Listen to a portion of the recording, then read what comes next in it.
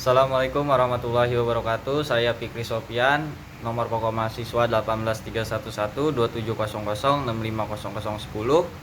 Program studi Sistem Informasi mata kuliah Pengelolaan Data Terdistribusi R04, Arsitektur DBMS serta kelebihan dan kekurangannya. Teleprocessing adalah arsitektur tradisional atau sederhana agar sistem tersebut dapat digunakan oleh banyak user dan dapat disebut juga multi-user. Jadi masing-masing terminal dihubungkan ke komputer pusat.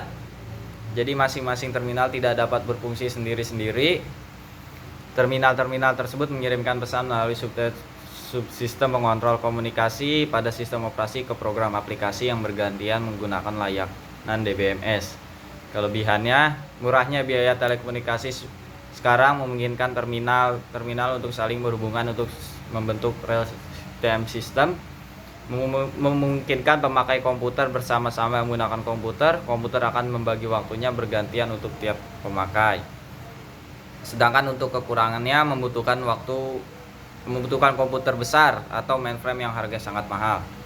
Yang kedua, file server. File server prosesnya didistribusikan ke dalam jaringan seperti LAN. File server mengontrol file yang akan digunakan oleh aplikasi dan DBMS.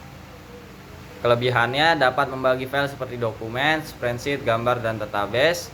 File server menyimpan file-file yang dibutuhkan oleh aplikasi dan DBMS. Aplikasi dan DBMS bekerja pada masing-masing workstation meminta file server ketika dibutuhkan. Kekurangannya, jaringannya padat, diperlukan copy DBMS pada setiap workstation, kontrol concurrency, recovery, dan integrity yang lebih rumit.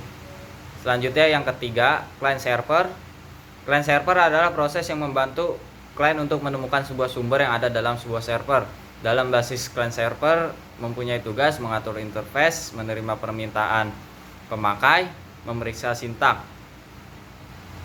Setelah itu proses meneruskan pesan ke server, lalu menunggu respon dari server dan diteruskan ke pemakai akhir. Tugas server menerima dan memproses, mengembalikan lagi ke unit. Kelebihannya, kita bertanggung jawab dalam mengelola antarmuka pemakai. Database server bertanggung jawab pada penyimpanan, pengaksesan, pemrosesan database. Beban jaringan menjadi berkurang. Kekurangannya, database dituntut memiliki kemampuan pemrosesan yang tinggi. Yang keempat, three-tier architecture. Pada model ini layar dipresentasikan sebagai host, server, dan client. Server pemakai peranan sebagai penengah dan mengirim aturan bisnis, prosedur, atau constraints yang digunakan untuk mengakses data dari host. Klien berisi antara muka GUI dan beberapa aplikasi tambahan mengenai aturan bisnis. Kemudian server bertindak sebagai conduit of passing, memproses data dari host ke klien, di mana kemudian memproses, difilter, dan presentasikan ke pemakai dalam format GUI.